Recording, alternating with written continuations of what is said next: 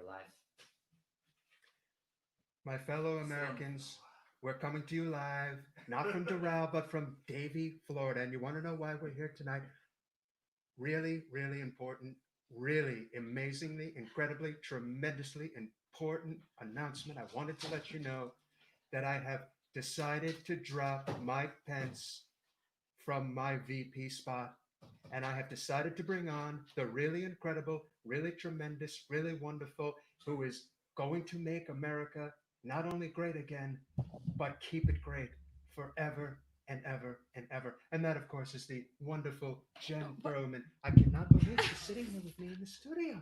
It's really incredible. You know, I've been waiting to meet you for so many years. They always told me this Jen, she's really incredible. I didn't really know how great she was, but here she is right now, bigly, incredibly, and I'm telling you, I am going to keep this person around for a long time. She's going to protect me. I need all the protection I can get. You know, I sent my marshals out today. They did a really incredible job protecting me. They're not protecting you. They're protecting me. Remember, I'm the most important person alive right now. So stay out of my way.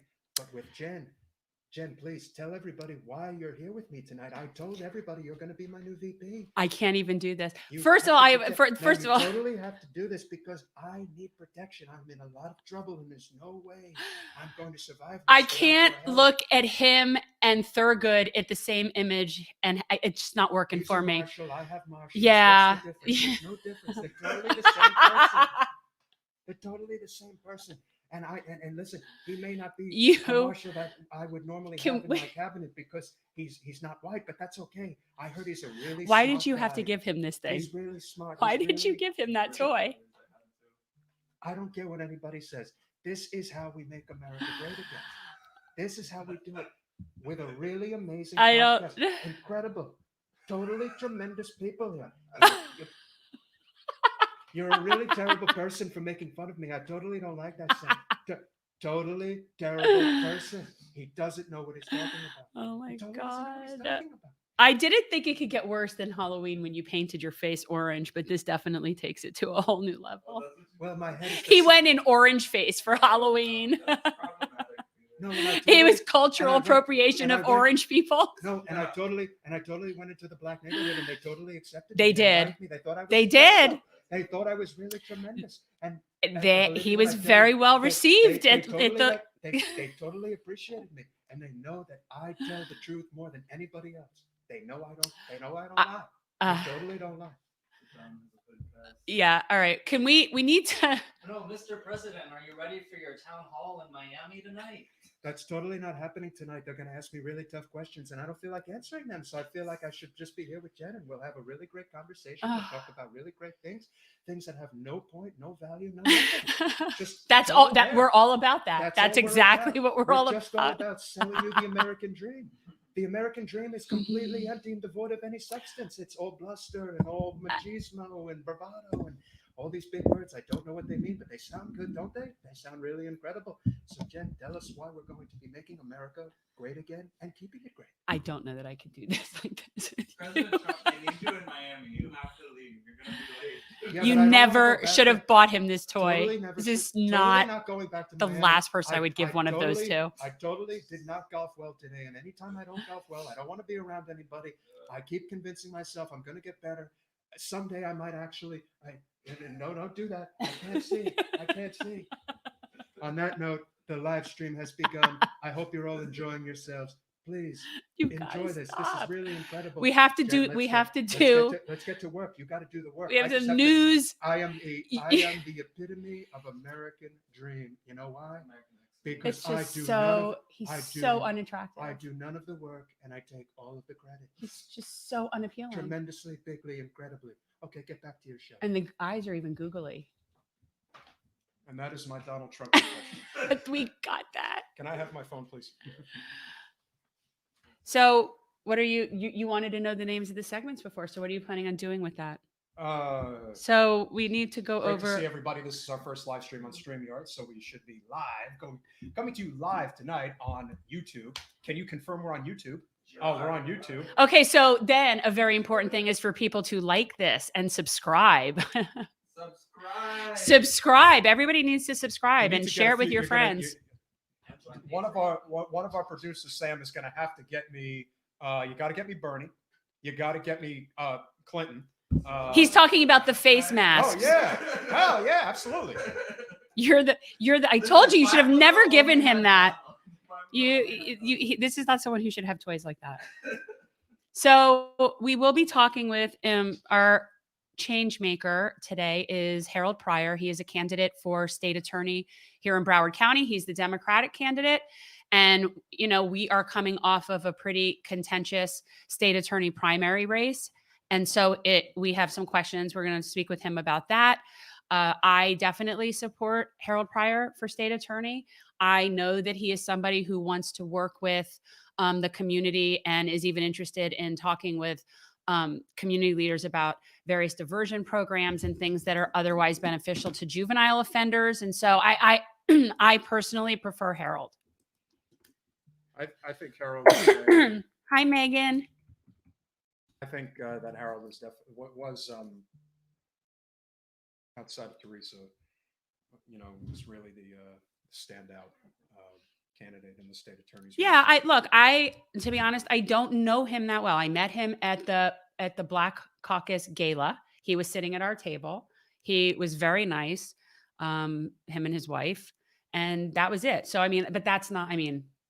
that's the extent of me really knowing Harold Pryor. But I do know that he has reached out on multiple occasions to my friend who is a community advocate and a community leader, and has spoken with her multiple times and has sounded very supportive of some of the plans that we have that we're thinking about doing in terms of diversion programs using sustainable agriculture and urban farming as opposed to juvenile detention. And I also am looking forward to asking Harold how he feels about use of direct file.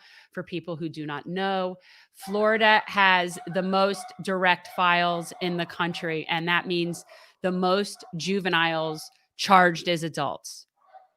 And so it's not something to be proud of. And in Florida, we'll even go down to, I believe we're still going down to 14, and that's something we're working on. So 14 and 15, they still do.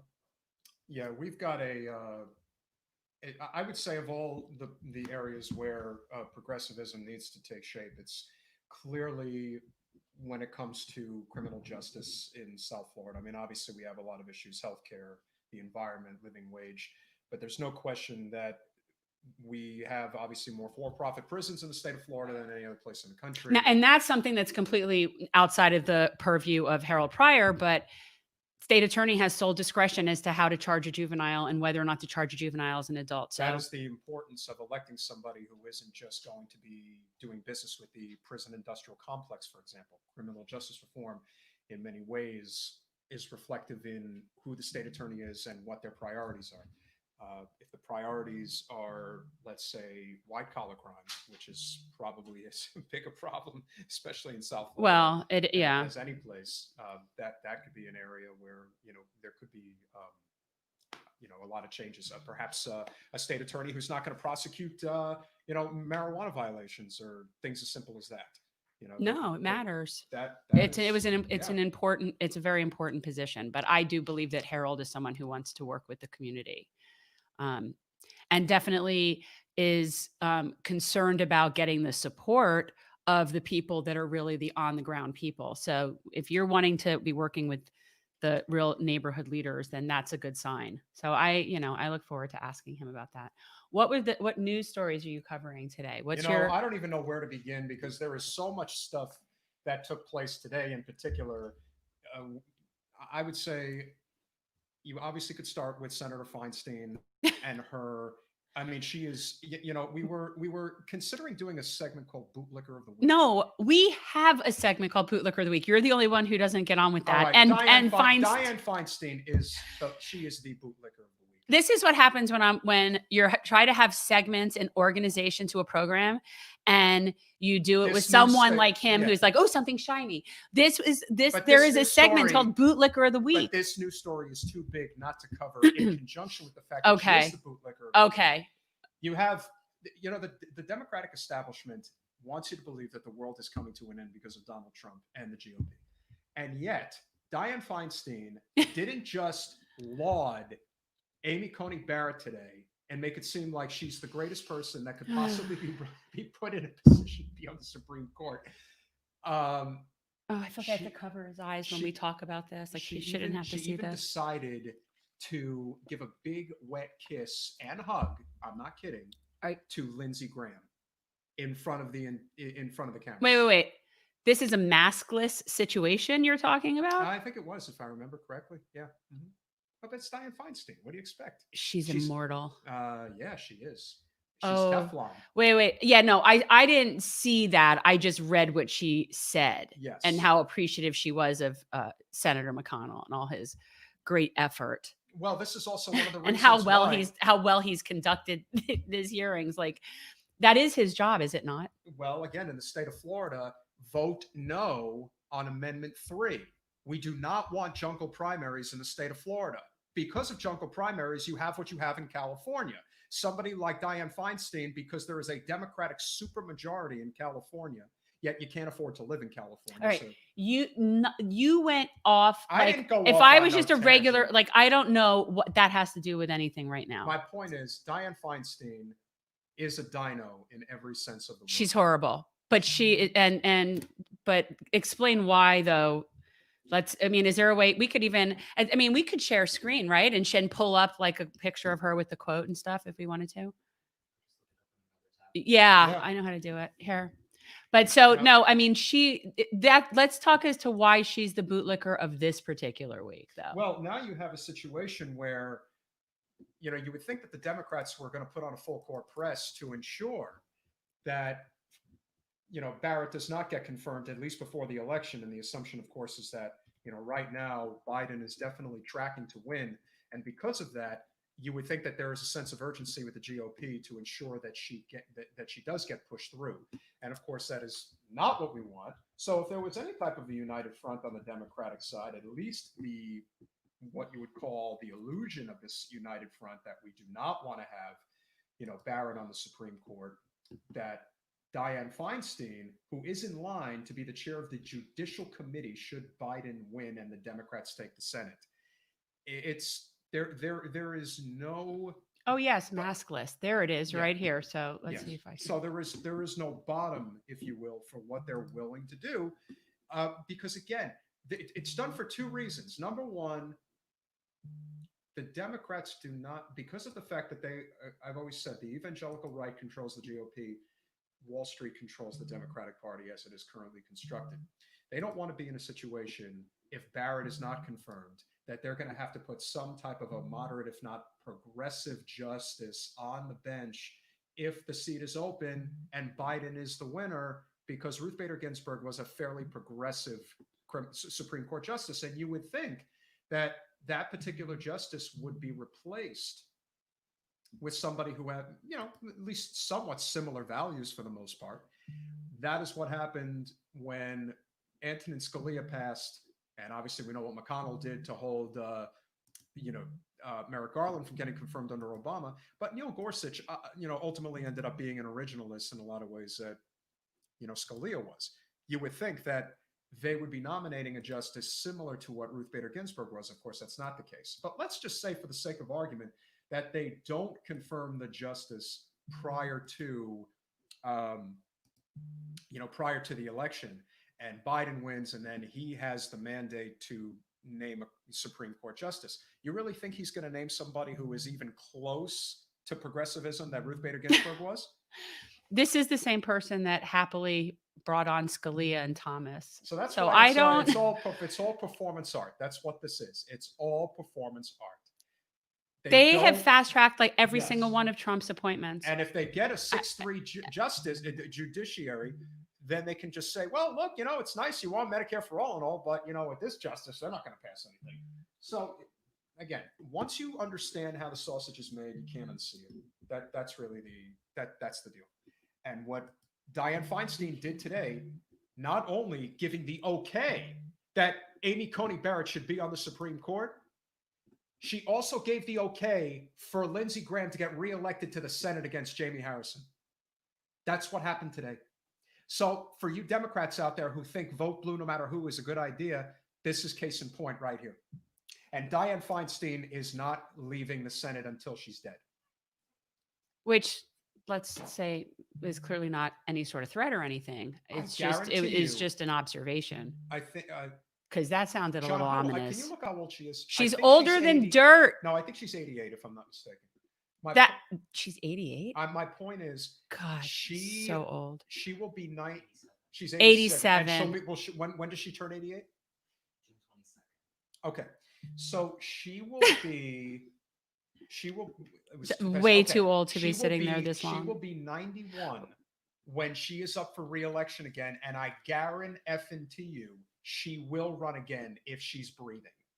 Okay, so was that your first story was about Dianne I think it's Feinstein? very. I gotta think it's keep you- very important. I to gotta just keep you make- on a yeah, track. That's fine. All right, But I think so it's very important to recognize just how precarious this whole neoliberal centrism really is, because it has no substance. It's completely devoid of anything that actually has foundational beliefs. It's just this whole status quo concept of it's good for what's good for the wealthy upper class maintains itself with a little smidgen of social justice sprinkled in. But the truth is the working class is screwed. And as long as somebody like Feinstein is making the rules, that's how things are ultimately going to pan out. And that obviously leads me into my next subject. okay, because that's what I was gonna say. Like if we had the chalkboard up, I would almost like go along with you to make you stay on topic.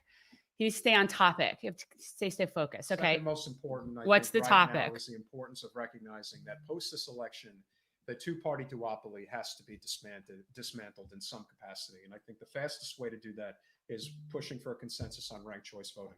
I think that is the easiest way to do it. It's the most, can you switch over a little?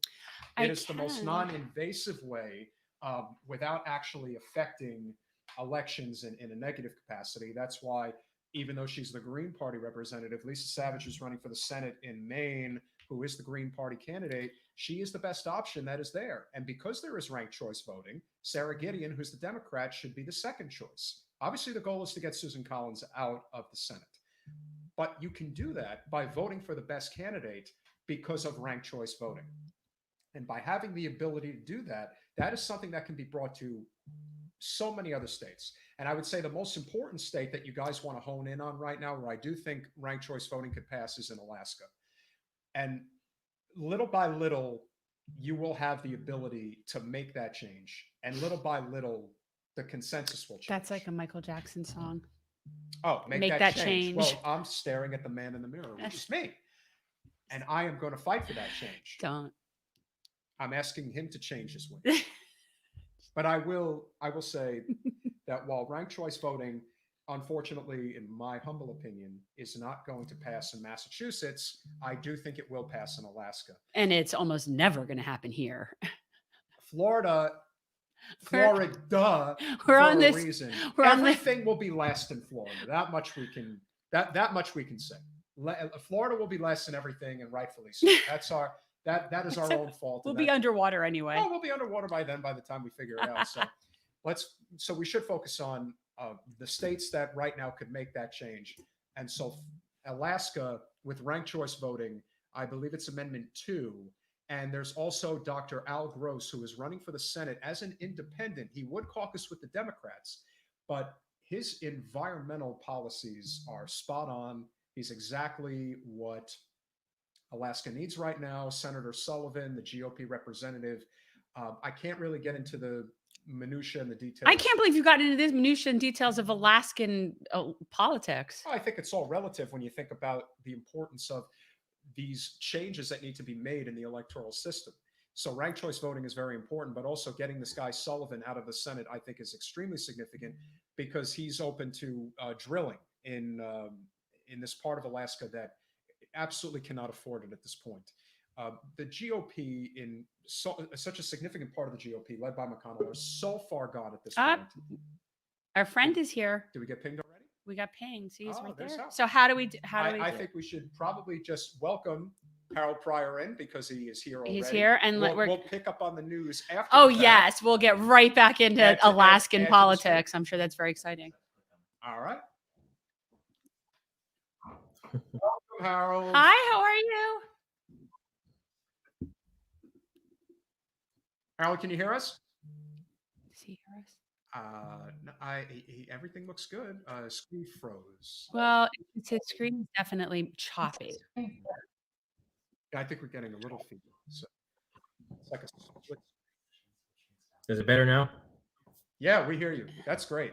Where? Which one do you want me to Okay. do? Here, let me. There we go. Well done. That's good. Technologically advanced. I'm getting there. Yeah. How's it going? See, now he's frozen. All right, now I hear you again. Hello? Can you hear us? Hi. Hey. Do you hear us okay?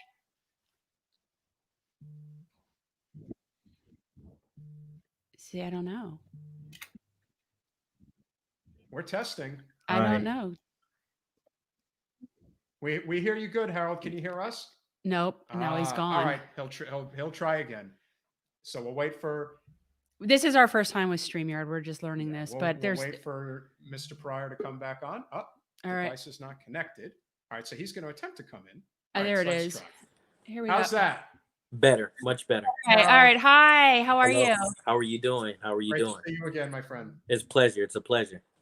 So how's it going? It's like I feel like every time I talk to people that are still campaigning, I feel a little guilty because I've sort of been on a vacation, and I know that you have not been on a vacation. So how has it been since the primary in terms of like your schedule and the kind of stuff that you're doing, and just talk a little bit about that. Well, thank you. First and foremost, Jen, thank you so much for having me. Thank you for sharing your platform with me. That means a lot to me whenever someone decides to share their space with me. I'm honored because that means that we have shared beliefs, or that you value my input on certain things, and I don't plan to let you down, and I don't take that lightly. So thank you for having me. You know, it hasn't slowed down for me. I've been going full steam ahead. You know, contrary to popular belief or members of my team, you know, it's been said to me that I could sit on the beach and sip on a Mai Tai and I'd still win it. But it's just not how I made up, knowing my background, where I came from, and coming from a blue collar, hardworking family that had to work for every single damn thing that they had to get. You know, it's just in my fabric. It's just who I'm made up of, and that's how I live my life. So I work hard. I feel that I need to work for this. I need to earn it. I need to reach as many people as possible. And so I've been hitting it hard. I've been out there, you know, putting up door hangers, phone banking, sending text messages simultaneously, Zoom meetings, and live feeds. So I've been busy, and we're taking it serious. Yeah, I think it's smart. I think you always have to, even if you know that it's the percentages are in your favor, you always have to act like they're not. And you are coming off a particularly contentious primary race. That you know, there were definitely a lot of horses in that race, and people that had a lot of money at stake in that race. And I think you were sort of a little bit of a surprise for people, that you sort of came and at the end, I think that people were really thinking that it was going to be a Josh Rydell situation, given where the money was. Yeah. And so, right. And so what are your thoughts about how you, I mean, I don't think that, well, you probably thought you were going to win all along, for all I knew. I mean, I don't know, but I don't see it as, you weren't the one that was like in the front as far as fundraising. And I think that's generally where people are looking. Yeah, no, and that was the thing. That's the conventional wisdom. In legal circles, people that just hung around the courthouse, or was in that courthouse no crowd or in crowd. The conventional wisdom that there were two people that were probably going to be ahead of me. But then, you know, if you were like me, who was a prosecutor, but also I was heavily involved in the Broward County community, and I'm looking at the community around me, and it looks like you and me. It was much more diverse than the courthouse crowd. And I'm looking at Broward County, that's made up primarily of 57% of racial minorities. And then I look at the Democratic Party. Black folk make up about 40% of the Democratic Party. We felt it was no brainer. We felt that if, you know, we put my credentials up, we actually reached the people, and we raised enough money, and we were competitive. We knew that we would win this thing. We knew we weren't going to be the top of the chain of fundraising. We just knew it, but we knew Yeah. that if we raised a decent amount and we were formidable in that, we would have a fighting chance and that we would win. And we were consistently showing polling that was working in our favor. I think it's just a lot of people in this race. I think not only just the state attorney's race, but you look at supervisor elections, public defender. I think they really ignored certain demographics, or they underestimated certain demographics in Broward County. Look, I tell people all the time, I had a race inside a race inside a race. I had Yeah. so many sub races. I was going against some members of the Democratic Party establishment. I was going against certain members of the legal establishment. I was going against other factions within the Democratic Party who thought I wasn't progressive enough, which that blew me away.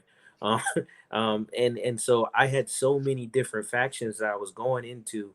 And someone said, "Hey, Harold, you should write a book on this, because if you look at it, there was people in the Democratic Party of the establishment that thought I didn't have a chance or it wasn't my time. There were people in the legal establishment, the downtown Fort Lauderdale crowd, that thought it probably wasn't my time. And then you throw in a billionaire who pumped nearly $1 million into another race.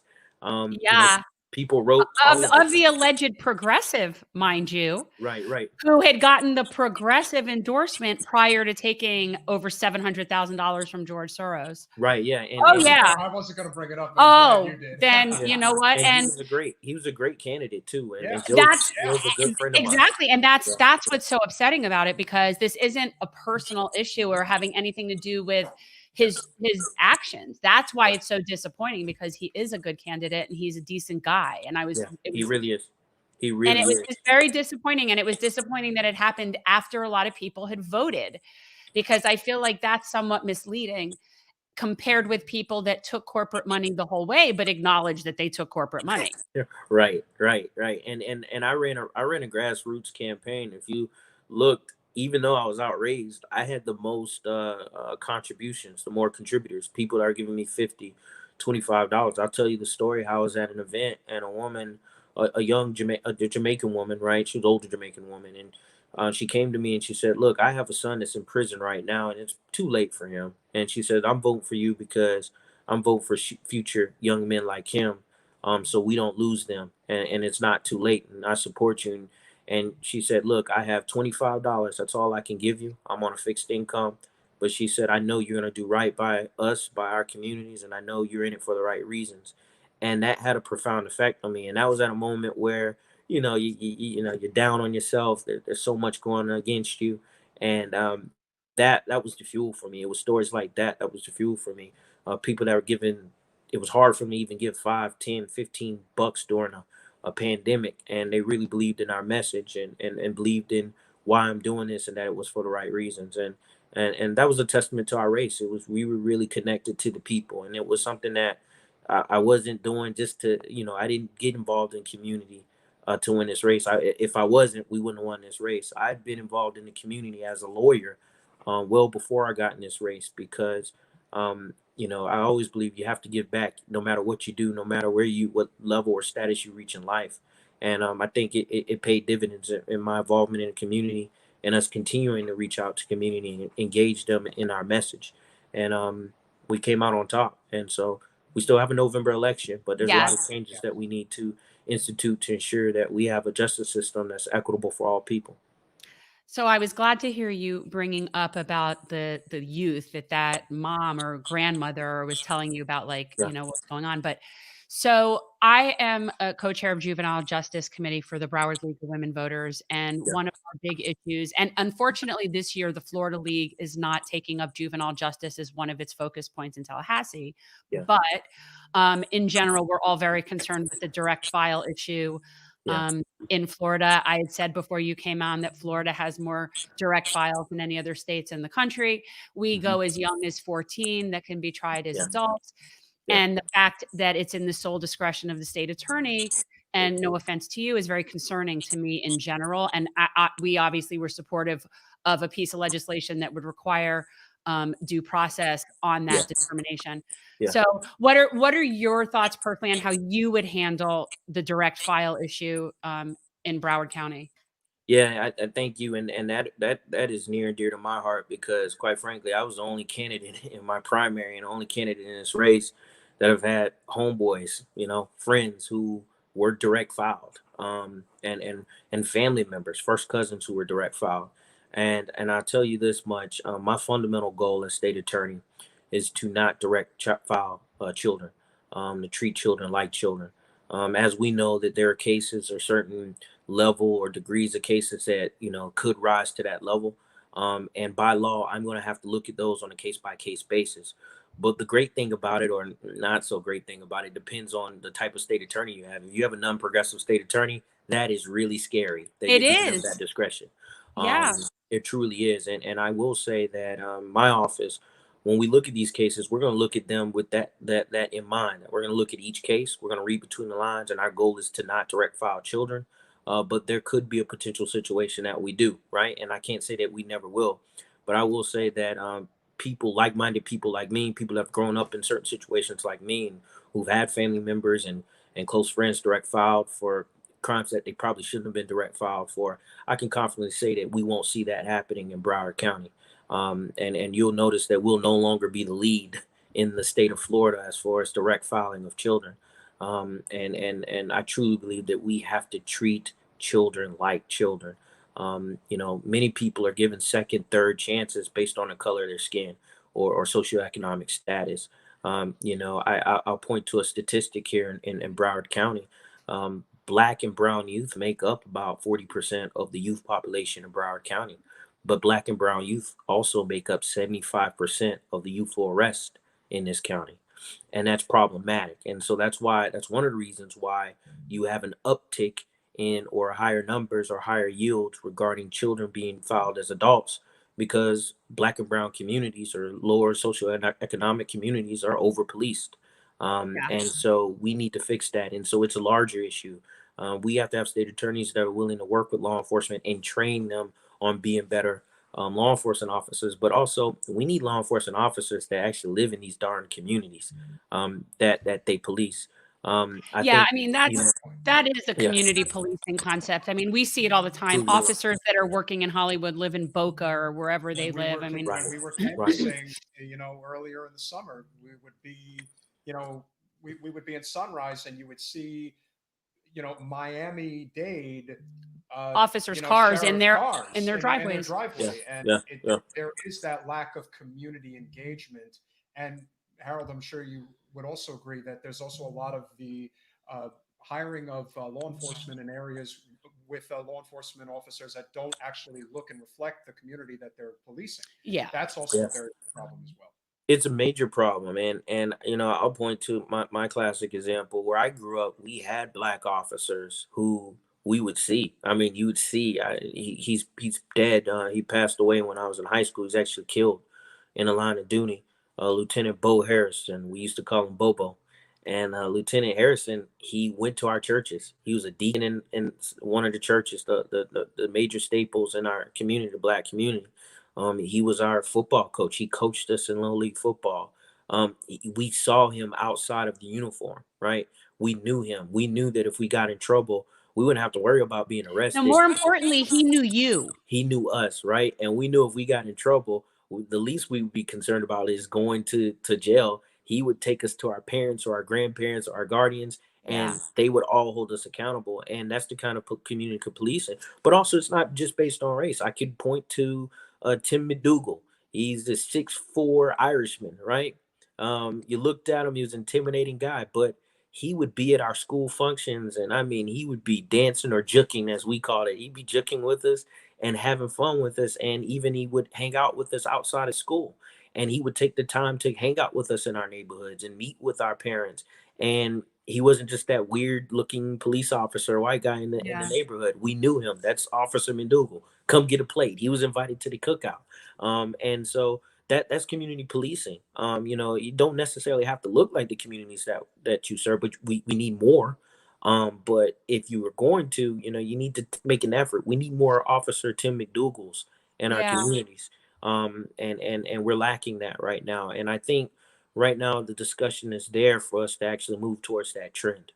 I think that that's great. And I am also aware that you have been in contact with my friend Mona Lisa Yes. Weber, Yes. because she and I are going to be doing early terminations of probation and modifications through her organization, Probation Station.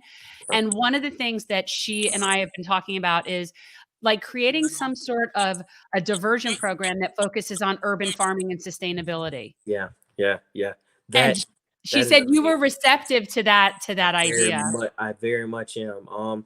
The beautiful thing about being the prosecutor or the state attorney in any given circuit, you're the chief law enforcement officer. No disrespect to Sheriff Tony or any other sheriff out there. The state attorney is the chief law enforcement officer in any circuit. And the beautiful thing about that, diversion programs that affect our children, we're often the starting post. We're the guiding post for that. Exactly. We either can give the thumbs up or thumbs down, saying we're willing to work with these programs, or saying no, we're not. And I think exposing children to community gardens, to actually feeling the earth and feeling the pride of actually growing something, or being out there on the land, it has a profound effect. Look, I'm a country boy, so I didn't grow up in Broward County. I grew up in Pasco County, a small town, and my Where's grandfather Pasco? North. Well, I up know north. everything is north unless Yeah, it's but so it's on the Martin. west coast, so it's right off. It's in the nature coast. We're more inland on the nature coast, so a little bit north Okay. of Tampa, about 20 minutes north of Tampa. I And know where Brooksville is. Brooksville, close to Brooksville. Okay. I have family Okay, so- members in Brooksville. So since you're from there, I'm gonna have to ask: have you been to Devil's Den by any chance? Yes, I have. Okay, that's one of the most. Why are you're sidetracking? I'm not. I'm telling the just story well, we're about having a Pasco human- County. We're having a human conversation. Yeah.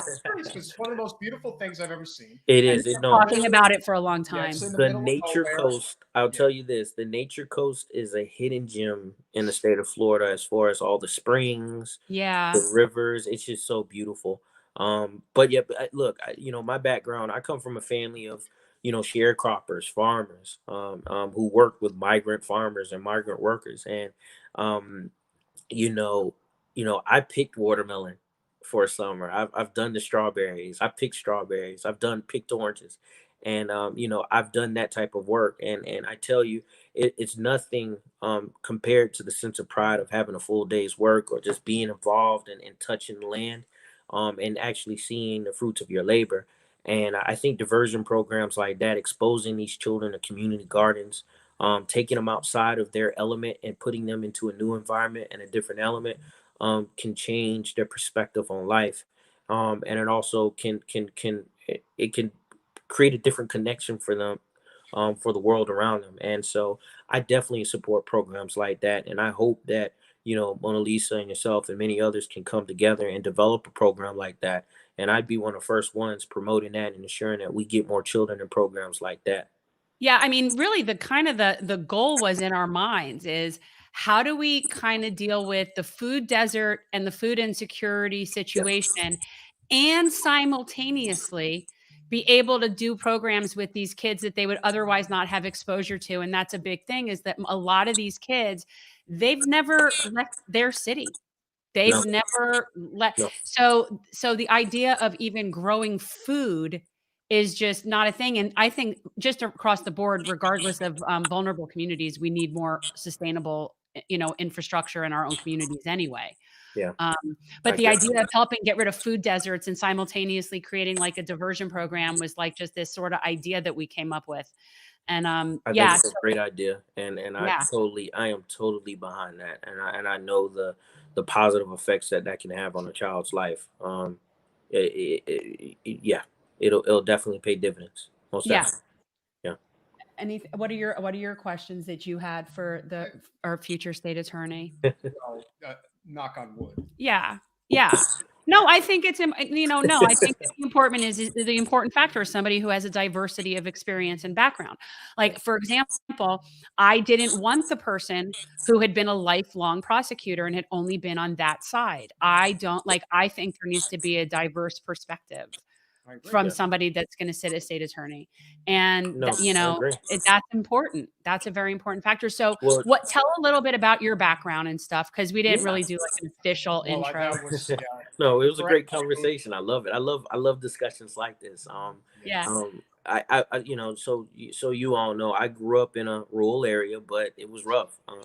You know, there were still drugs. My generation, as I always say, we were, we caught the tail end, probably worse, of the failed war on drugs. We actually caught the effect.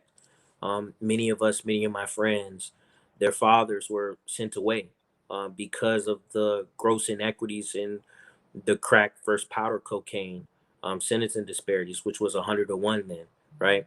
Many of them were caught with crack cocaine, and because of the amounts that they had, they received exorbitant sentences versus those individuals that were caught with powder cocaine. And then I had friends who parents were on the other end of that, who were addicts, right? Who were crack addicts or addicts to heroin, and they were put away as well, right? Or their lives were just tumbling down because of their addiction. And we saw a system treat addicts and the dealers along the same lines, and they were sent away for the same, you know, level of sentencing, right? And so we had a generation of boys and girls in my neighborhood, not only in my neighborhood, but in Tampa, Fort Lauderdale, Miami, you name it, around the country. We saw a generation of boys and girls who grew up without their parents in the home, either because they were sentenced because of the gross inequities in the sentencing for drug issues, or their parents were addicts. And we saw how it just decimated the Black family. It decimated our family units. And you had a lot of grandmas out there caring for their children. You had a lot of aunts and uncles taking them in. You had my mother and father serving as surrogates for so many children in my neighborhood. I was blessed because I was the only kid on my block who, with just a couple other friends who we actually had our mother and fathers in the household. And so a lot of our parents were playing double duty. You know, they were looking out for a whole community of children.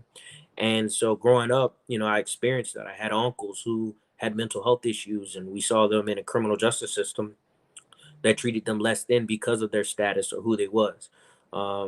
Family members who had drug addiction issues, who went through that vicious cycle. I had friends from the age of 14 all the way up until 2 years ago who were brutally murdered due to gun violence. And so, you know, I experienced this, you know, at the age, by the time I reached 16, I'd already gone to 8 funerals, right? For various reasons. And so we saw a criminal justice system on a failed war on drugs or the over police in our communities. I saw that firsthand. And so experiencing that, I wanted to get out. I wanted to fix it. I wanted to help and change it.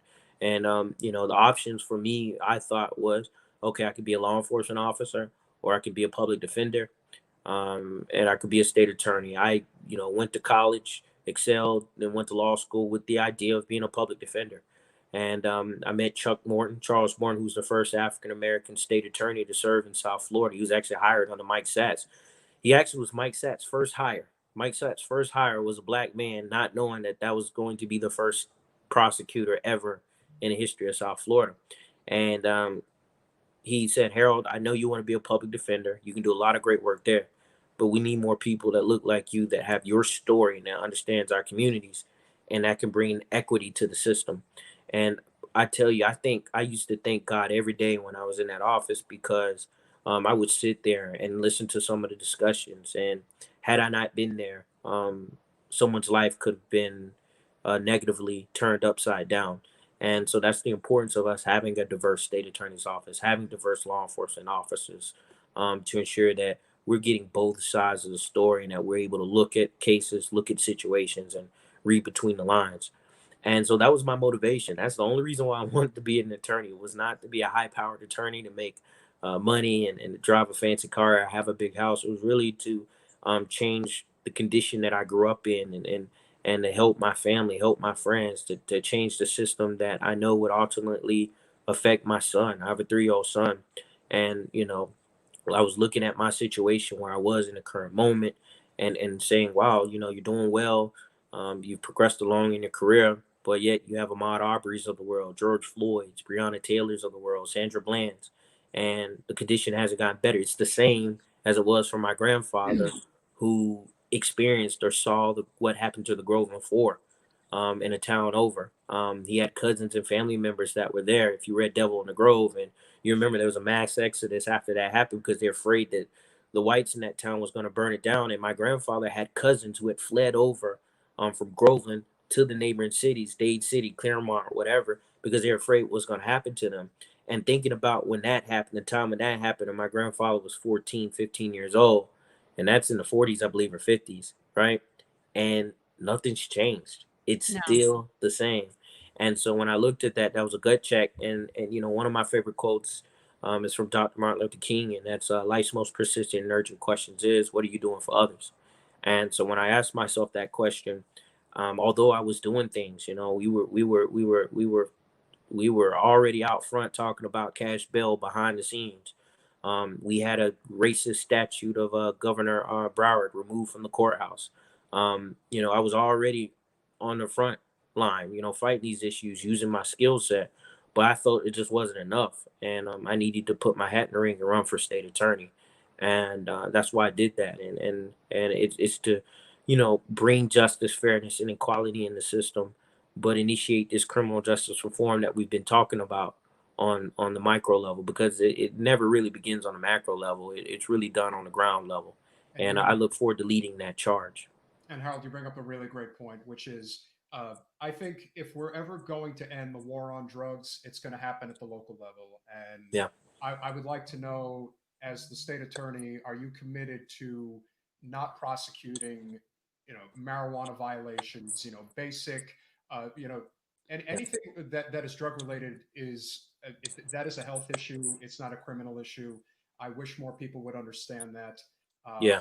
is that something that is going to be a priority for you as the new state attorney? Knock on You know, wood. I think it is a priority because it's affecting my family personally. You know, I've had family members, or have family members who are struggling with addiction right now, and they were placed in the system, and it wasn't because they were bad people. It's because they were trying to feed a habit. They had a drug addiction issue, and they weren't bad people, and they weren't committing per se violent crimes. But we saw a system just repetitively, right? Place them in the system and demonize them and label them as criminals. My goal as state attorney is to have a similar system to Miami-Dade, where they no longer prosecute possession of cannabis cases that are 20 grams or Yeah. less. So if you're Yeah. caught with 20 grams or less, it'll be the similar model to Miami-Dade. We won't prosecute those. I think we can use those resources elsewhere to focus on serious crimes, to focus on those crimes where people are victimizing members of our LGBTQ plus community, right? You saw a rising level of transgender women, Black transgender women especially, Yes. um, Yes. go up in this country, and nothing really was done. No one really talks about it, right? And I'm going to form a task force to focus on issues like that. We can use resources to focus on issues like that, protecting our immigration community, protecting immigrants who are victims of human trafficking, protect immigrants who are victims of extortion rings. You know, you're coming here, you're working hard, you're starting a business, but people are taking advantage of you because there's a language barrier, and you're probably scared because of your status to go to law enforcement agencies. And so I want to erase the stigma there, and to give them an opportunity to understand that, you know, you come into the state attorney's office to report a crime, it's not going to affect your immigration status. We're not going to go calling ICE and having them waiting for you. We're going to work with you to protect you, to ensure that you can live and thrive here in the state of Florida and the United States. But that's my goal, to not focus on low-level drug offenses or mental health issues and not prosecute those, but rather focus on treatment, rehabilitation, getting them the help they need. I don't think the criminal justice system is adequately equipped to serve as mental health specialists or treatment centers. I think Clearly not. clearly not, right? And so I think we need to get them more involved. I think we need to keep those people out of the system and actually get them the help that they need. And we need to focus on actual criminals. Let's focus on the white collar criminals uh, here and at the local level that are constantly Yeah. being ignored, right? Well, I think we need to get all That's the exact. nonviolent drug offenders out of prison, and I think we need to replace it with the big pharma executives that have been pushing the opioid epidemic on this Right. country. Yeah. And that's who should be sitting in prison. So I think we could still have prison. Yeah. We just need to put in those people Right. instead. Right. And their task force, you know, and I look forward as state attorney to working with their attorney general's office if they're willing to work with us, right? And the federal prosecutors on a former task force to focus on these issues. You know, I've spoken with Dave Ehrenberg in Palm Beach, and others who are willing to do something like this, so we can focus on these particular crimes and issues, because those are the root causes. Those are the root causes of the addiction issues that we're seeing, that has a ripple effect on various communities, and it's irrespective of color uh, or geographical No, region. but I think, It's look, affecting we know everyone. that our Black and brown communities are the worst targeted from all of the drug laws that we've seen in this Correct. country. And in fact, that is why we have the drug laws that we have in this country, is to target Black people. Yeah. Well, and hippies, but predominantly Black people. I mean, well, it was Nixon said both. Yeah, he said both. He said Black people and hippies. Yeah, he didn't say black I've- people. He said a much worse. Whatever. But here's the thing is that I always sort of took that kind of a little bit as a compliment because I come from hippies. And so I kind of felt like that there was a connection there. Like I kind of felt like that's, It was I felt directed like at you. nice to be thrown in with the Black people. It was nice. Like with the Black people and the hippies. It felt nice for me, like that thought. Yeah. We know that your time is precious, and I know you said you had a half hour for us, so we don't want to keep it too long. If there's anything you'd like to leave the audience with, and obviously this is being streamed on a bunch of different channels, so a lot of people, not just around the country, but obviously around here in Broward, are going to see it. We're very excited about, again, you should be the next state attorney, knock on wood. But we're obviously very excited. And we don't want people to get complacent and just assume, since Broward is very blue, that you cannot just assume that. So everybody really does need to go vote. You can't. No, you can't. You have to go vote. I say this all the time. Thank you guys once again. Thank you for having me. Thank you for sharing your platform. I say this all the time. If you care about immigration issues, if you care about the safety and our immigrant communities thriving and living and feeling safe and being treated like everyone else in this country, this is the election cycle for you. Not just my election, but down the ballot, up the ballot, president, on down to my race. This is an important race. If you care about your economic well-being, where we're going as a country, whether we're treating those top 1% the same as we're being treated. I tell you what, my wife and I, we're not wealthy, but I got taxed more than the president, right? And he's supposedly a wealthy millionaire. And I get taxed more than billionaires. And I feel like the middle class, we're hit harder than any demographic in this country. And there's something wrong with that, even the poor folk. So if you care about your economic well-being, this is an election cycle for you. Yeah, see, this is... I totally appreciate you bringing me into this conversation, Mr. Pryor. I'm a totally incredible person, and I brought a lot of jobs to this country. I deserve not to have to pay any taxes. Trust me when I tell you, it is totally worth it. We're going to make America great again. You are not making America great. Go. You have a future. You're a terrible man. Go. You have a future, man. That's a great impersonation. He does pretty good. I know. It's even better than Alec Baldwin's. That's really good. Wait, I could give you the Don't. Why impression. you had to do that? Why are you? Stop it. This is hilarious. I love it. I love it. No, but look, this is an important race. If you care about criminal justice reform, this is election cycle for you. If you care about us eradicating the school to prison pipeline, if you care about us ending the racial sentencing disparities, this is the race for you. We have to truly get out the vote. We have to drive the vote. We're truly in a race for the soul and conscience of not only Broward County, but the state of Florida and the United States as a whole. And I implore each and every one watching this to get out and vote. Encourage 5, 10, 15, 20 people to vote. And actually, this election cycle, voting just isn't enough. We need you to vote, but also we need you to make phone calls on behalf of progressive candidates. We need you to send text messages. If you can, hang door hangers on there, and you can print out a paper for yourself and put out a ticket of people that you support, punch a hole in it, put a rubber band on it, hang it on doors.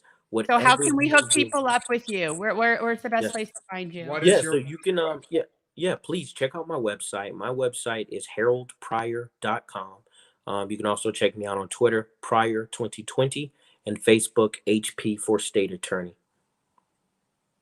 HP for State Attorney.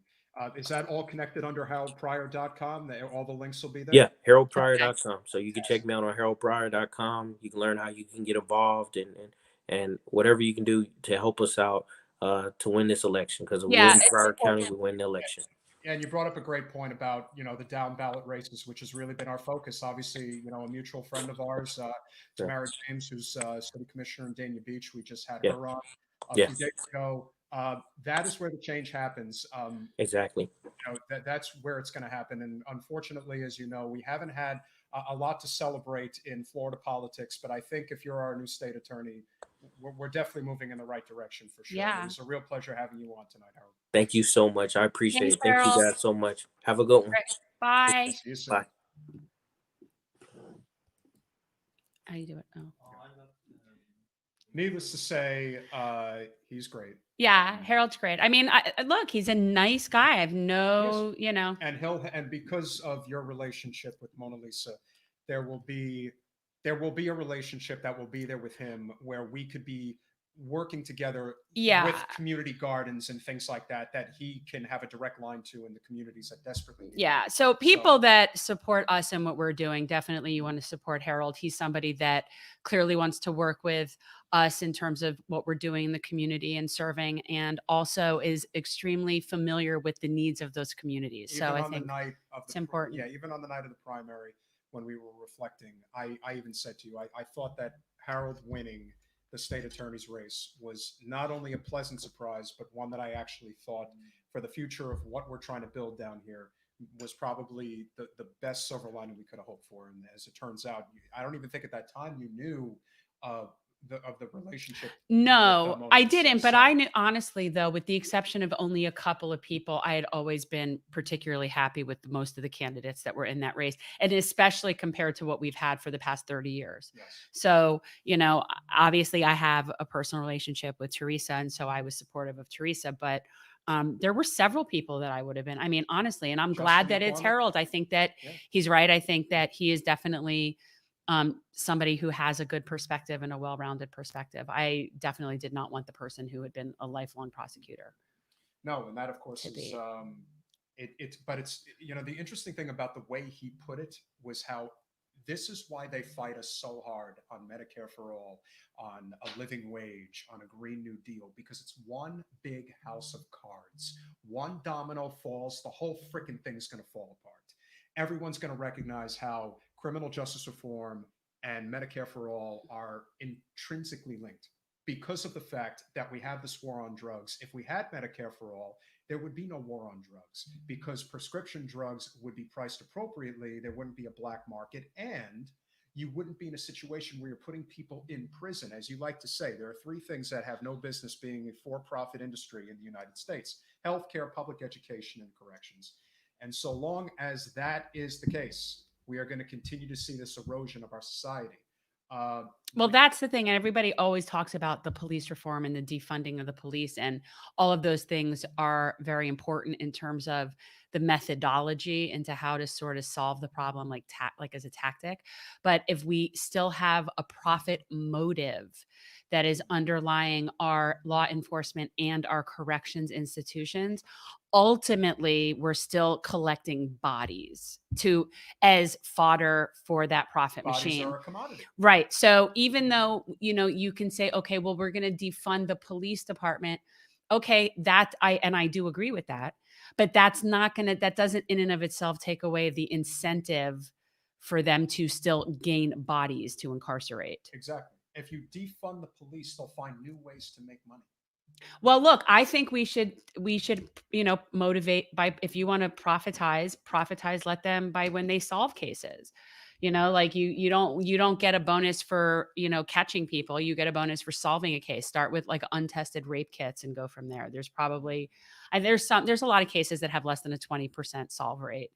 And, you know, I think if you want to do financial incentives, let's do it for working on those cases and investigating crimes instead of patrolling the communities. Well, again, it's a cottage industry, and that's part of the reason, you know, we talk all the time about private insurance and, you know, big pharma and how they lobby on Capitol Hill. I can only imagine how much, you know, Geo Group and anything that is, you know, for-profit prison, for-profit, huge. You know, criminal justice related, how hard they lobby on Capitol Hill. You know, there's this there was this very good video that I saw on CNBC the other day about lobbying in DC and how it's evolved over the past, you know, 200 years. And over the course of that time, you see what's happened with obviously Reaganomics coupled with Clinton's deregulation and how we've gotten to the point that we've gotten to. If there's a problem in your industry with certain people lobbying for certain initiatives, you have to speak up.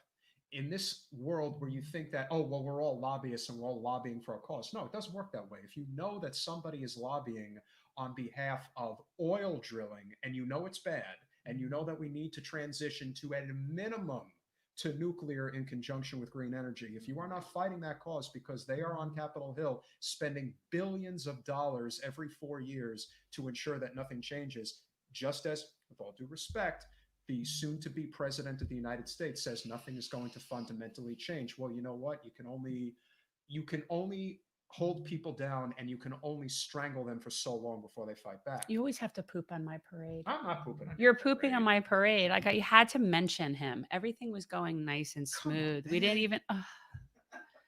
We don't have to talk about it. We just have to go along blindly right No, now. right now we don't really have a choice. Suck it up I for 3 don't weeks, even. But I got to tell you, and this brings us back to news and amuse. Have you seen the wonderful choices that Biden is proposing for his cabinet once he gets elected? You are going to. I can't even. Forget what 4 years will look like from now, and I guarantee you that if they have any intention of continuing the charade, if they think that the country is not so desperate that they're not going to fight back, not only is Biden not going to have a mandate, you're going to have a primary. I want, and 2024. honestly, I feel very personally committed to making sure that happens. Yeah. I really do. I don't care what there is. I am extremely committed. How are you 3 weeks out from the election and already talking about having a Wall Street cabinet across the board? This is what I know. I am very personally committed to making sure that Kamala Harris is never the president. And that is, well, listen, that's just something like that is going to be like a personal mission of mine. Yeah. And I am going to spend the next 4 years working to make sure that there is every other possible option besides that. And I think that you're going to have some options. But, you know, the interesting thing, the last time, I mean, obviously, Carter was a lame duck president back in '80, and that's why Ted Kennedy went for him. And he probably, Reagan was going to probably win no matter what, but there's no question that the party was fractured, you know, at the time when that happened. But really the last time that you had a sitting president who was overwhelmingly popular when he won, not we're going to say Biden was popular, but the last time that a president was overwhelmingly popular because he had the mandate post Kennedy's assassination was when Johnson won in '64. But then shortly thereafter, you know, Johnson had already signed the intent to go into Southeast Asia just a few days after Kennedy was assassinated. Do you see how you were off on this tangent and we were talking about primarying? Let me. All right, may I? sorry. You I just want to make sure that we don't watch numbers decline. So anyway, Okay. Johnson ultimately decided to take us into Vietnam, and we saw how the country changed with their attitude about the way things were going. And then ultimately, I don't remember who the candidate was, but there was one candidate who initially jumped in to run against Johnson, and then the next thing you know, Bobby Kennedy jumped in.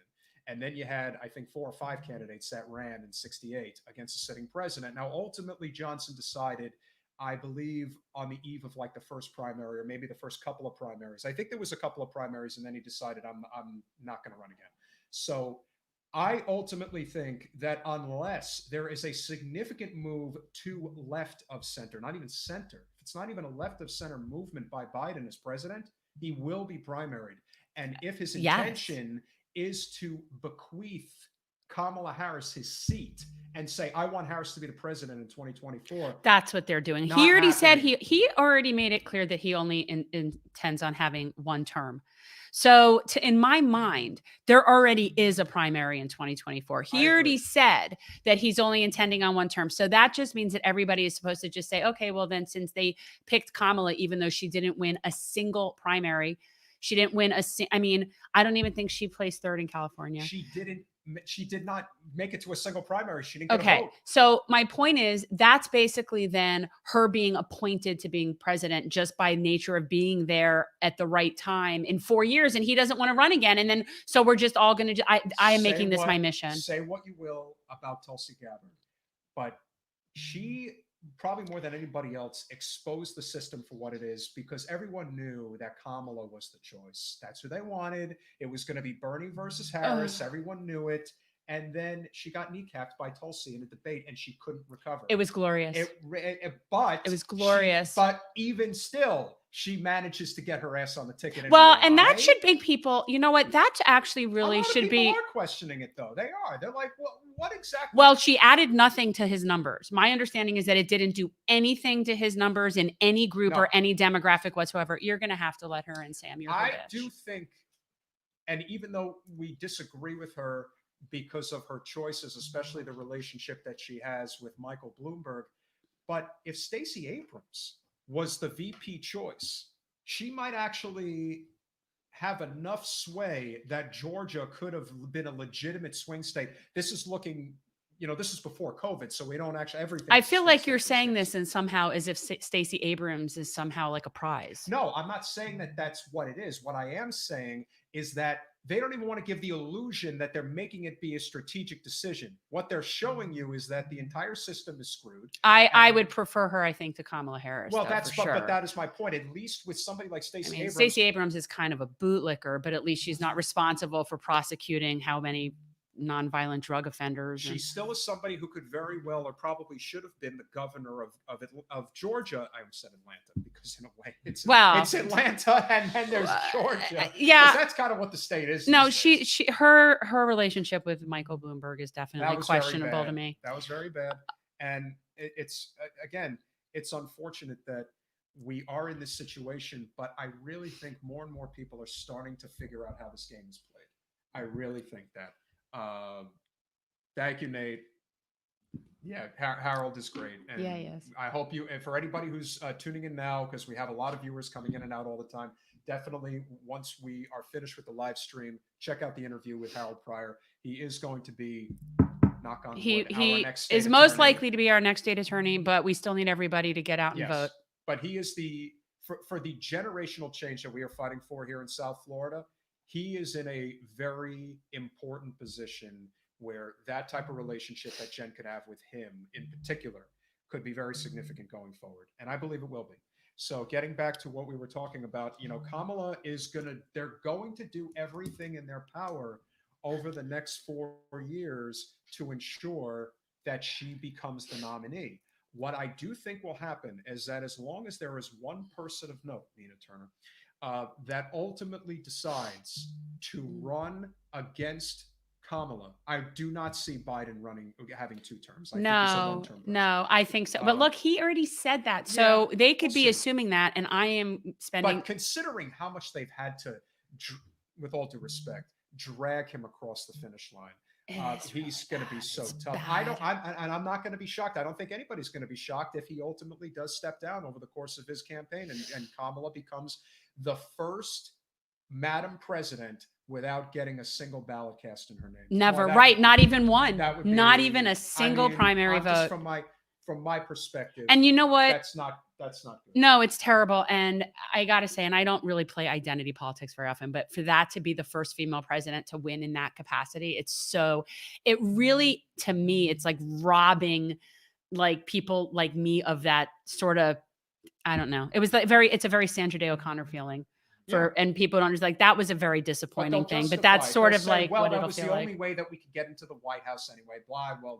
But she didn't bring anything new to his numbers. When he picked her, it didn't add to him in any demographic. So I think they really, it's not even a matter of that they miscalculated. I just don't think they care. That's who they want there. That's who they picked years ago with the Hamptons when the team Clinton picked her. And then when they weren't sure if the Indian black woman would work, they had to get the gay mayor. So they had to have 2 contestants in the race in Team Clinton NASCAR attire. And they're still holding Booty Judge out in the wings. And that is the weaponization of identity that is so dangerous because as you saw the other day, Jen's buddy, Andrew Yang, says Speaker Pelosi passed the stimulus bill. People are dying. They are desperate. They need help. And then her silver spoon daughter, Christine Pelosi, decides to open her mouth and say, you are a sexist for questioning my mother and not identifying her as Speaker Pelosi instead of Nancy. It's like at some point you have to recognize that there is legitimate racism and then there's manufactured racism. There is legitimate sexism and then there's manufactured sexism. We don't announce our pronouns here. Canceled. Shut it down. I know. We do not announce our pronouns here. Very hard time getting anything done. It's like people who were chastising the post we put out the other day about the fact that most Trump supporters are not our enemies. No. They are our family. They are our friends. They are our colleagues. These Are people there- can't grasp this. They Are there- cannot and grasp this. are there racist Trump supporters? We went to a Florida Trump rally, and I can assure you there are racist Trump supporters. What percentage of the crowd was racist? Maximum 10%. At most, If it was that I don't high, even think it was. it's- It wasn't like that. They again, we were walking in the parking lot. There were a lot of tatted up country boys with their Confederate flags, and you want to say they'd be wearing the white hoods if they could get away with it? Sure. Was that the consensus of the people that were there? Not even close. It was a blip on the radar screen. But if you're listening to the media, you would never know. You would think all Trump supporters are Proud Boys. That is what they want you to believe, and that is not true. It's just not. And so cancel culture is so dangerous. It really is. And that's why Harold is such a breath of fresh air. Because even he was joking. He's like, we know who he was referring to when he was talking about, even some members of the progressives thought I wasn't progressive enough. We know exactly. We know who you're talking about. Harold. And the thing is, Jen felt their wrath. They're not all that progressive. No, it's all about politics and ascending the ladder. So there's an entire progressive caucus here that isn't even really that progressive. And it's in the title. And that hurts because we really need progressivism here in South Yeah. Florida. What I think the thing is, there is this very fine line between progressives and libertarians, and no one wants to talk about it because that would bring a lot of people together. Well, that we like to keep labels, but I will say this, that the head of said caucus was always a Kamala Harris supporter, speaking of Kamala Harris. So head of a supposedly progressive caucus was a Kamala Harris supporter. Well, they're progressive because they announced their pronouns. So it's pro. And ironically, this is the same person who has started the entire thing about me being the racist. Yeah, that's who, and she was a Kamala Harris supporter, and so progressive. And so, unfortunately, because things like that happen, we are never going to get to a place where we are going to have any of that productivity happen. If I we are got just gonna canceled. if you get canceled, I got if you think canceled. cancel culture is okay, then that is what is ultimately going to happen. Talk for anyone who saw this interview with Harold Pryor. That is what a state attorney is supposed to look like. Kamala Harris is the complete opposite, because it is all political for somebody like her. It is political for Harold, sure. And it shouldn't be, and we've said that before, like that shouldn't be a partisan position in any way. It's annoying to me that it is a partisan position. That shouldn't be the case, but it is. And that's why, again, this idea, and this brings me to my final topic tonight on News and Amuse. I can't believe we're still in the news. Well, we got in the middle of the interview and weren't able to finish it. But the most important topic of all, when it comes to News and Amuse, above everything else, censorship is so dangerous. I can't even put it into words. And the fact that people are screaming at the rooftops right now. And you know why they're screaming at the rooftops? Because they know there's a lot of truth to the Hunter Biden story. And they don't want it to come out right now because they know that if there's any chance that Trump could potentially pull a ninth inning miracle out of his rear end, if anybody's able to do it, it's him.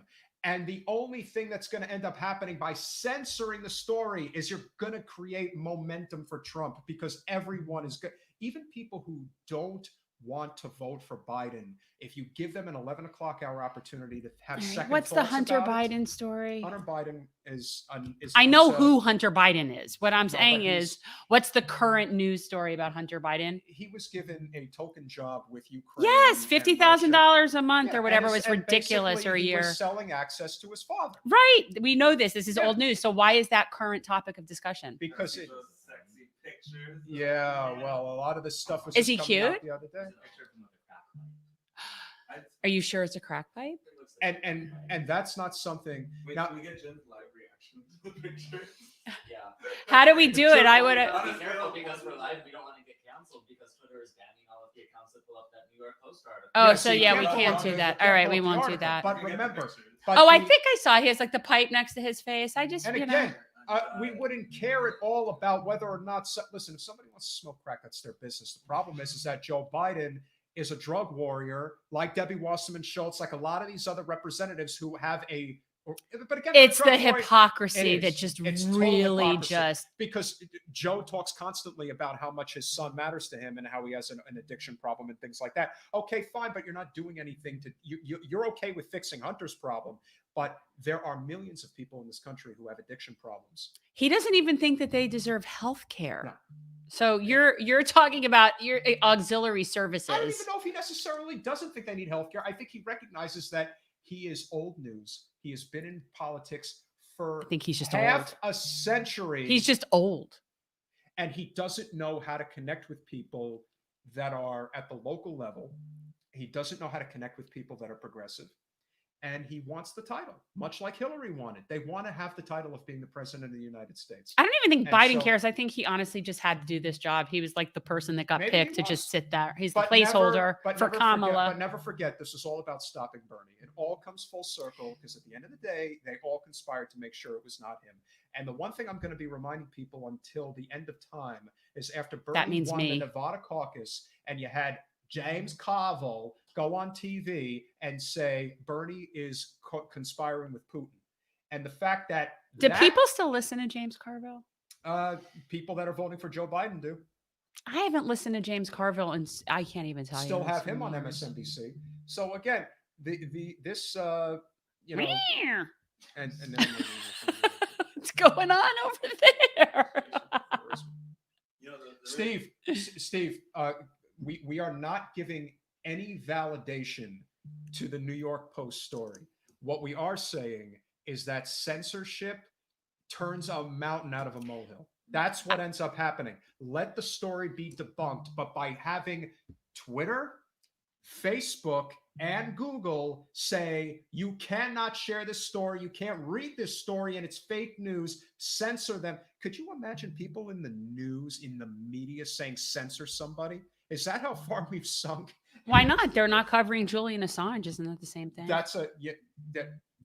Steve, we disagree on Biden. That's bottom line. We voted for him, but he's not a good man. So We're going to let's just not- agree to we're disagree gonna on agree to that. We disagree need to on talk that. about Please stop something kicking. infinitely more important, though. What do we have to talk about that's more important? All right. So I just want to say over the course of the past couple of days, my husband, my children, my partner, my best friend, her sister, and my 2 producers, and nobody noticed that I cut off at least 3 inches of hair and colored it. no. And nobody even noticed this. I noticed your hair was colored. I told you because I told you. Nobody noticed.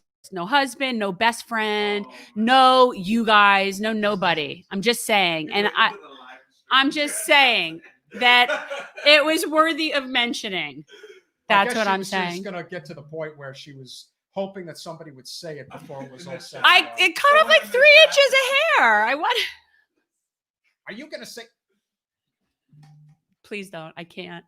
I really like your hair. It's almost as good as mine, but not quite the same. I totally Look have how the best short. hair. Do you know how long it takes me to do my hair? Do you know how much it costs to do my hair? It takes a lot of money, costs a lot of money. And believe me when I tell you, this hair right here, really incredible and really even, almost as even as mine. I can't with you. Oh, no, totally incredible. And that is exactly why I have to say goodbye, because I'm only going to be around for a few more weeks, but I'm not leaving the White House. Had to I'm come gonna up. chain myself- I'm never I'm going to gonna bring up chain myself in the hair house. again. Totally, I'm doing that. I'm You're never gonna bringing get up me hair out. again. You're never getting me out. Goodbye. I really thought you guys would have noticed that. I was a little bit surprised. Are you trying because we're gay? We're supposed to notice? No, because you're kind of much more fashion forward and observant and notice things more. I did notice you dyed it.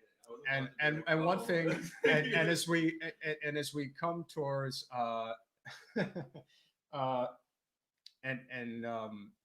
I think we want to have fun with the show. We don't want this to be serious. We want to joke around, and I can certainly tell you that I went to the you Summit of Vermont, and we are hopefully going to have me as the chair of the healthcare committee. Peter I does will be voiceover pushing work. for Medicare for all. We are going to need that, Jen, and we need your help to get my friend Joe elected, because he is my friend. I know I haven't said that before. but I I'll know say it you right do a now. good Bernie, but he really does sound like a Muppet. Like he really does sound like a Muppet. I just need to get you into Congress. You know because I I'll hate be that. Paying you quite a few visits on the Hill. I have a soft spot and a hard spot for Jen. He knows I like Bill. It's unfortunate. I have a And love-hate my relationship my with policies Bill. would really terrible, but because I'm such a charming man, people see past that. We They do. really do. We really do. I'm totally on board with any prosecution. I have so many problems with him on so many levels, and yet I still find him charming. It's really disgusting. It's like a battered spouse thing for me. Like with him, it's just like, it's nuts. He's just one of those people that's just appealing to me, and I know that he is just gross. Just ask Hillary how battering I am. It's like I have a little bit of self-loathing about this. I have a little bit of self-loathing about this. I remember when I was with a couple of heads of the Florida Democratic Party, and they were telling me about what it's like when they are at events with him, and how when he shakes your hand, he puts his other hand on top and makes you feel like $1 million. I'm sure he does. And when he talks to you, you're the only person in the room.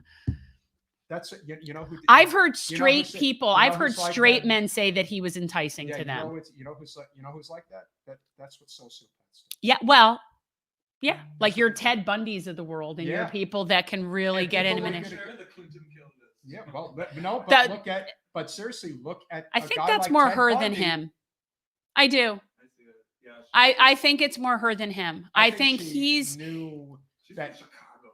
So she was- I see him as definitely a player, definitely one of the good old boys, definitely like I see him that, but I don't see him as nefarious as I see her. I just I don't. agree. I think she is more nefarious than him, but they're both terrible. Oh yeah, no, we're arguing levels here. I'm just saying, like, The I would say wheels- I would give her a higher body count than him The wheels were put in motion. because he's Under liked and Reagan. popular and she isn't, and there's a lot of rage about that. Well, sure. But She is very resentful that she wasn't chosen. She is very angry that feels like she was robbed of what should have been hers. Well, I can remember being a kid and listening back in 92, 93, when they had just gotten into the White House and they were already surmising this idea that, oh, she could be the first woman president. And the seeds just get planted. And then when you pass all that legislation, that's great for Wall Street, whether it's NAFTA, normal trade relations with China, the Telecom Act, removing Glass-Steagall, it's everything. And she thought that it was her birthright to become president, the first Madam President of the United States.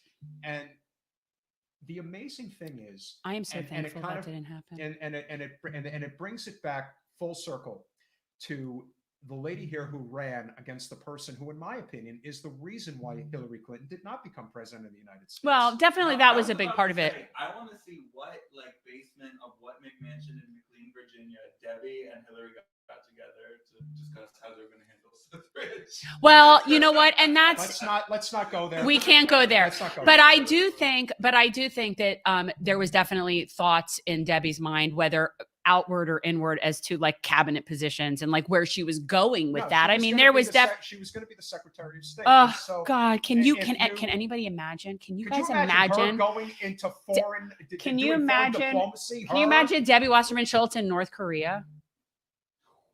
She can. Nobody else can. Ugh. Turn Kim Jong-un to stone.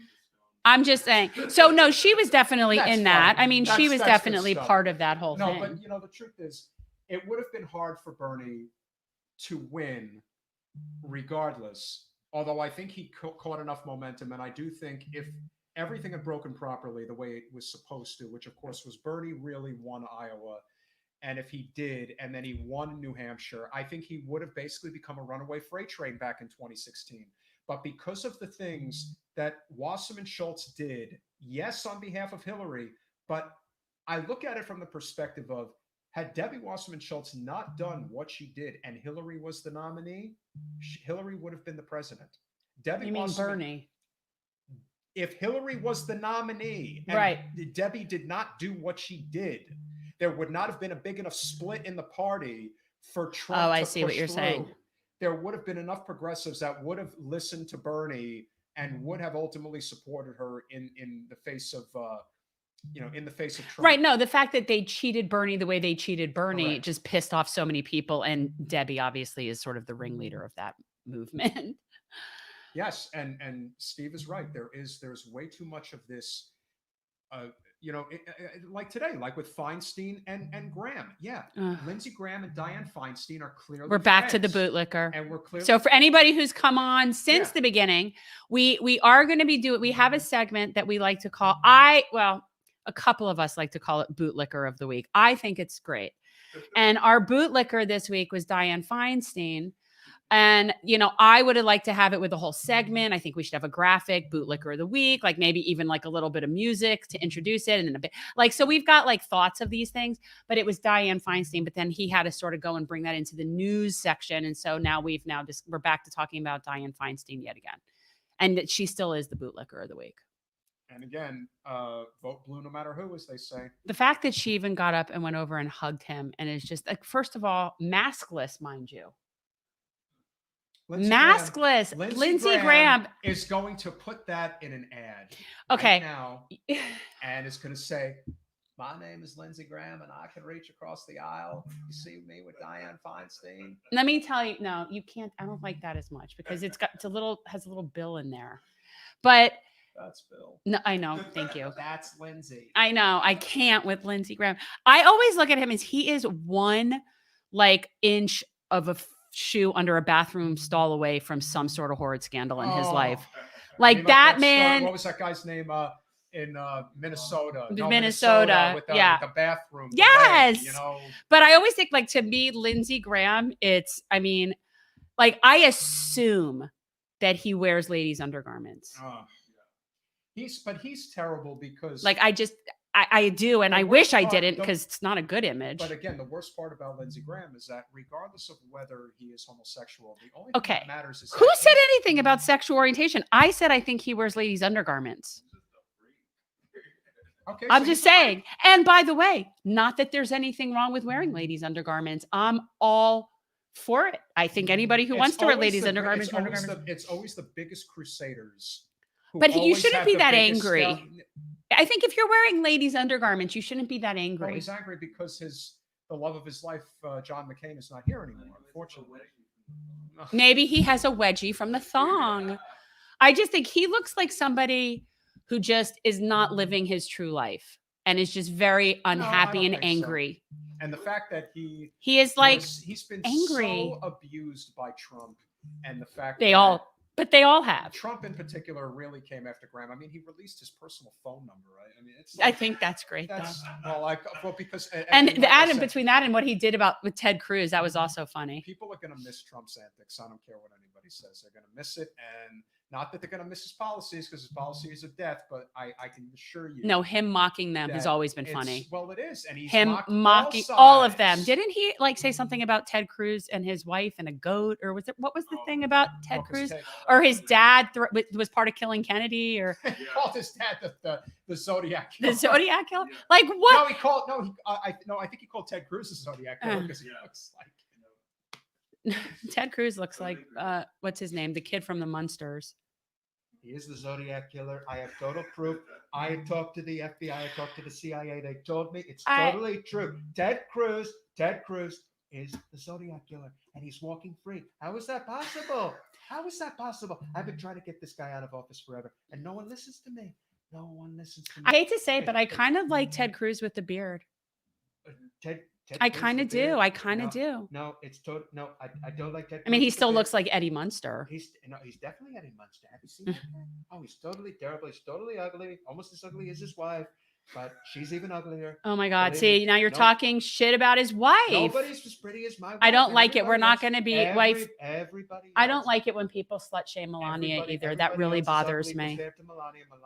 Honestly, I have no real problem with Melania. I just hope she has a good lawyer.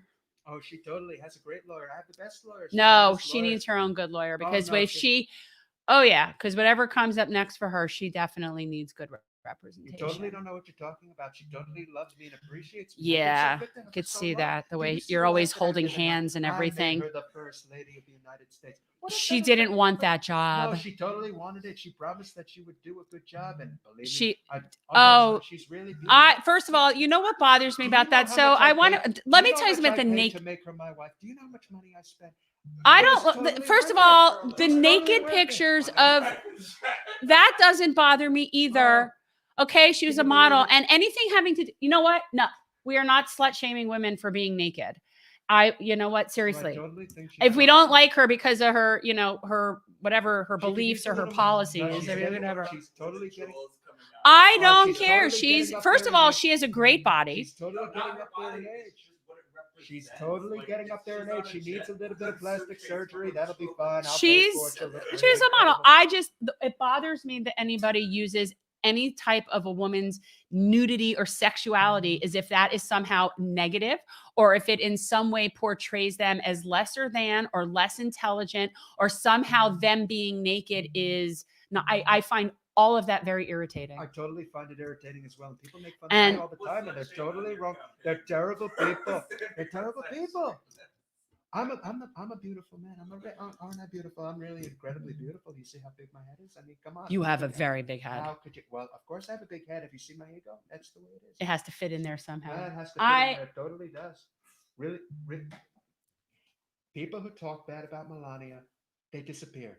And I'm not telling you where they go. Don't talk They just badly go- about and Melania. they I just have go no away. problem with Melania. You I make just them go away. honestly, I hope for her sake she really had a good lawyer, Oh, because she's got whatever a really her incredible deal lawyer. is that she's getting when you guys leave, We already whatever have deal our she's deal. getting. Oh, I'm sure you do. Oh, it's a really great deal. And It's the let me best tell you deal. something. look at I those all deals. I They're always totally said is that without a if he were to get reelected again, all I've ever said for the past couple of years, if he gets another term, I really hope that she negotiates a better Oh, deal I'm for totally herself. getting another term. I'm never leaving the White Because House. whatever she I'll had stay to there get for the another 4 first years. term, she should double whatever she They gets don't for know the where second secret term. bunker is. I've been building it for the past 4 years. It's really How incredible. much are we paying Melania to stick we're totally around? paying her for another 4 years, and believe me, it's really going to be great. That's the I'm thing. not leaving I the know White House. we're I'm going to having pay 2 Melania.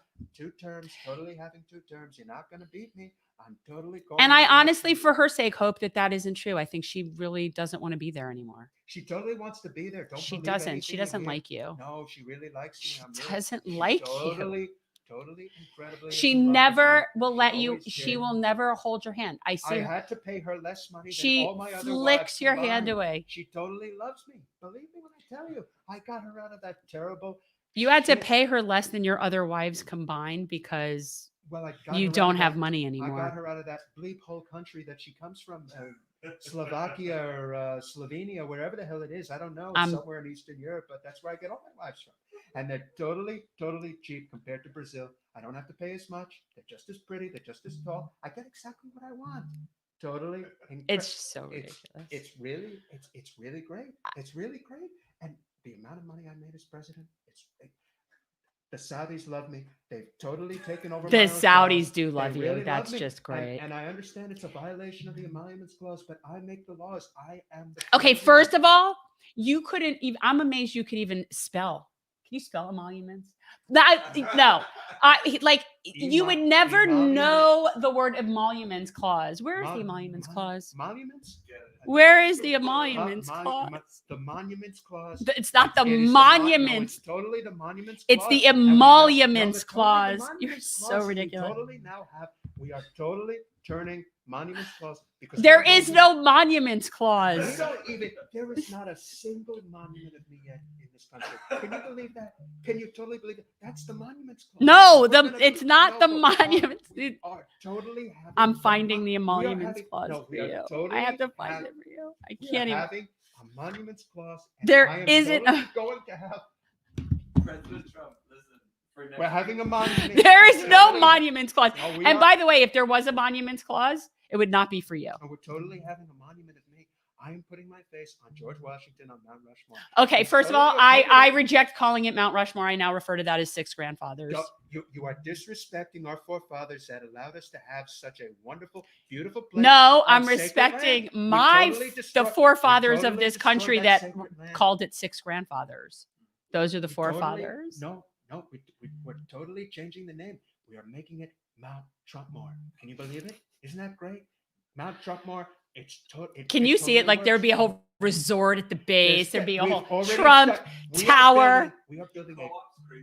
We are building. Yes, and just put a big Trump We are there. building a big, beautiful resort. It is going to be totally incredible, and we're making Canada pay for it.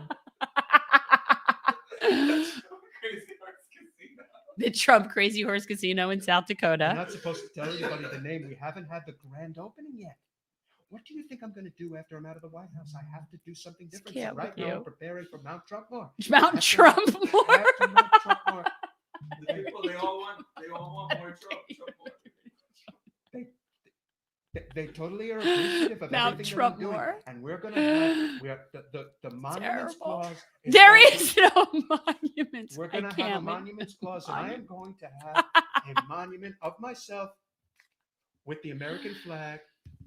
Rocky boxers, remember those? Wasn't that incredible? And I'm gonna be posing in those boxers. I am gonna have this big bust, the big beautiful bust. I know Really all about incredible. busts. Yeah, the bust. It's it. Well, yeah, of course you know a thing or two about busts. Melania's So got a butt. Melania, Oh, no more. Melania- It's more about Melania- Ivanka's bust to him than Ivanka- Melania's Ivanka- bust. But Ivanka, that's why I fantasize about my daughter, because she's got a bigger bust than Melania. So what am I supposed to do? Oh my! I'm And- gonna vomit. Anyway, we are totally going to have a monuments clause. I have violated it many times because I am going to put myself in every state around the country, but only the states that vote for me, not the states that don't vote for me. We are totally going to test H-bombs in those states because that's what they deserve, especially California. The most Democrats, the totally dumb Democrats that live in California that vote against me all the time. We're totally not going to do that, but we're going to put. This is the emoluments clause. See, And it's called the no, Monuments Clause. I can read. it's I read in every Article day. 2, Section I 1. read every day.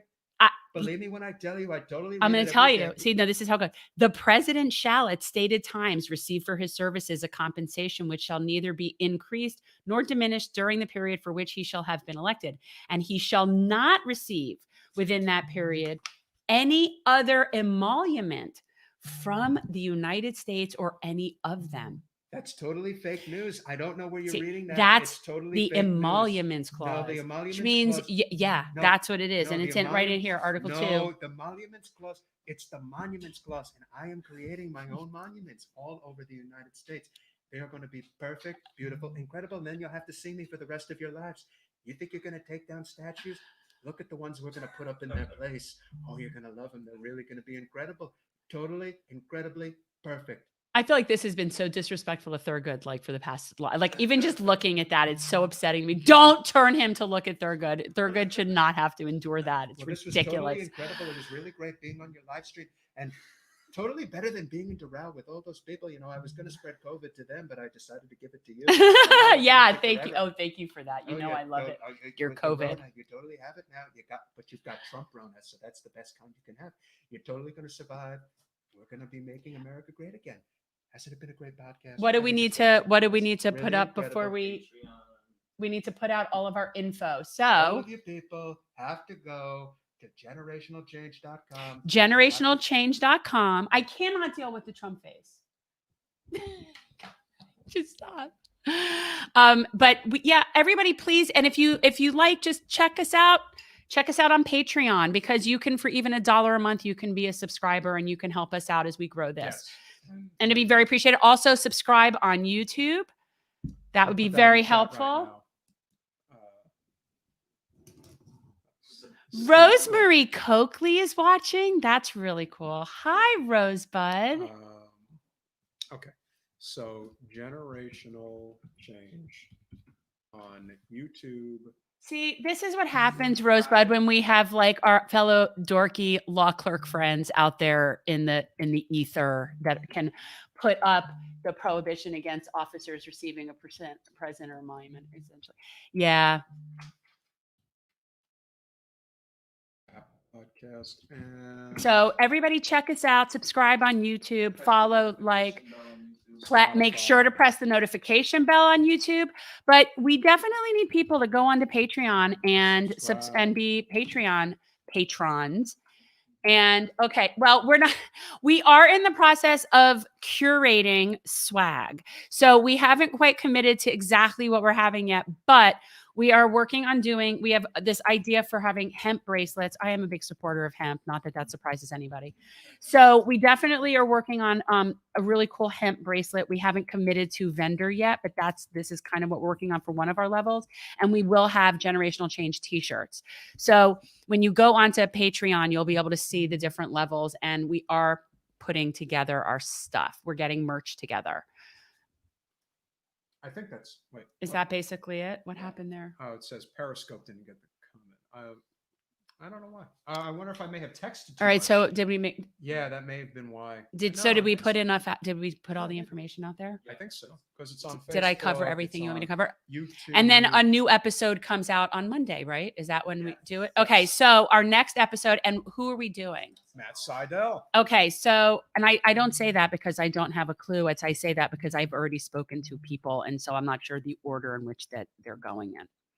So we will be dropping an episode on Monday, Generational Change with Matt Seidel. He is a wrestler, a professional wrestler, and he and I had a really interesting conversation. I actually really like talking to him.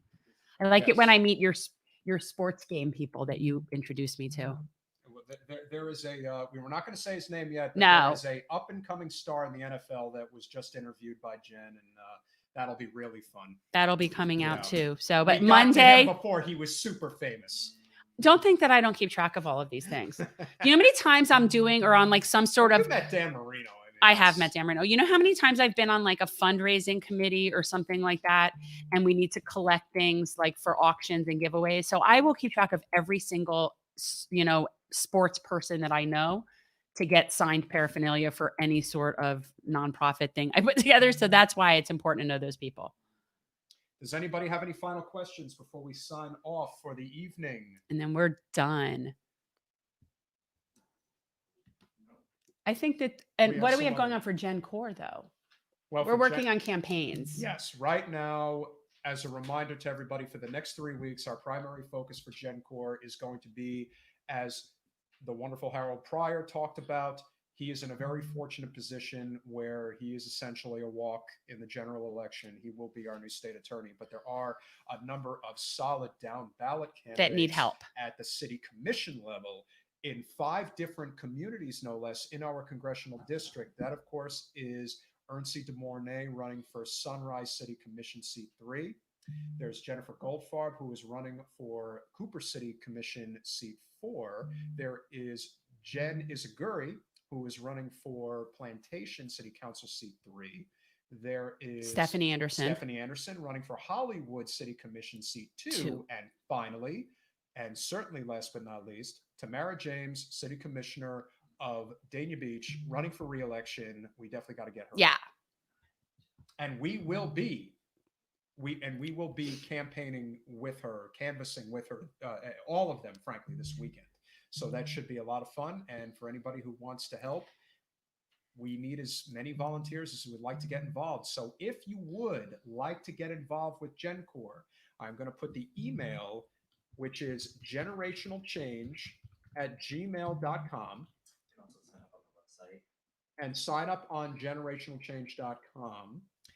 Generationalchange@gmail.com and generationalchange.com if you would like to get involved. And it also gives you an opportunity to follow all the activities that we're doing. Again, we're just getting started, but we're really excited. We're really excited about how many viewers we had this evening. Harold Pryor was fantastic. He really brought a really important element to local politics that we really need right now, especially when it comes to the type of changes we're looking to make. The pillars that Jen ran on in particular were healthcare, the environment, and criminal justice reform. And he definitely hits all the right marks. And again, in Florida politics, especially down here, there's not a lot that we can hang our hat on, but I think Harold's one of them. So Yeah. he's a good start. And obviously we Okay. have We need number to of we city need to remind everybody to vote yes on Amendment 2, which is the important minimum wage increase that we so desperately need. It's at least the bare bones that they're willing to throw our way. So we definitely want you to vote yes on 2. no on the rest. No on the rest. And there's interesting because I do see some people like saying yes on 6, and I'm Yeah. not even sure I even understand. Like I don't even know what's the controversy about 6. I don't even know what 6. I think 6 was it the military veterans one? I think. Oh, maybe that's what it is. Yeah, it's look. They say don't let perfect be the enemy of good. I understand that, but nonetheless, You can use that. You can have one of those. Yeah, we definitely look. you can have one. Forgive us. We're usually pretty good about all the detail. This is the minutia, if you will. But Amendment 6, I can't say enough in terms of whether it's not. All I know is we have to vote yes on 2. Yes on 2, no on the rest, especially no on Amendment 3. I know a lot of people are pushing for jungle primaries. Dianne Feinstein. That's what you get with Amendment 3. All right. So You're being let's avoid that. All right, guys. All right, so that's it. That's it That's for it for us. And tonight. so we will see you next week and look forward to our podcast on Monday. Thank you all for tuning in. I hope you enjoyed it as much as I did, and the president totally enjoyed Oh, it God. as well. Bye, all. Bye, guys. You guys could sit there for like one more second. And